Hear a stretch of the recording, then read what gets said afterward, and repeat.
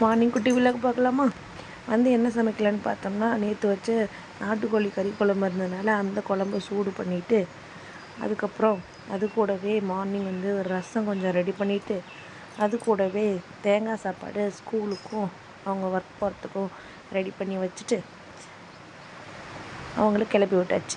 மீதி இருக்கிற சாப்பாடு நமக்கும் நம்மளோட ராக்கி பாய்க்கும். அதுக்கப்புறம் சிங்கில் பார்த்திங்கன்னா பாத்திரம் 2-3 இருந்துச்சு. அதெல்லாம் நல்லா வாஷ் பண்ணி முடிச்சுட்டு, சிங்க்கு ஃபுல்லாக வாஷ் பண்ணி நீட்டாக சோப்பு போட்டு வாஷ் பண்ணுவேன்.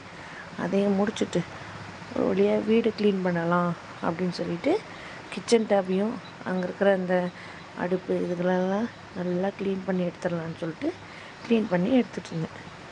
அதுக்கப்புறம் அந்த வேலை முடித்த உடனே வீடு கூட்டலாம் அப்படின்னு சொல்லிட்டு வீடு கூட்டுறதுக்கு ஸ்டார்ட் பண்ணியாச்சு. அண்ட் ஃபைனலாக நம்ம வீடு கூட்டுறதுக்கு கூட்டிகிட்ருக்கோம்.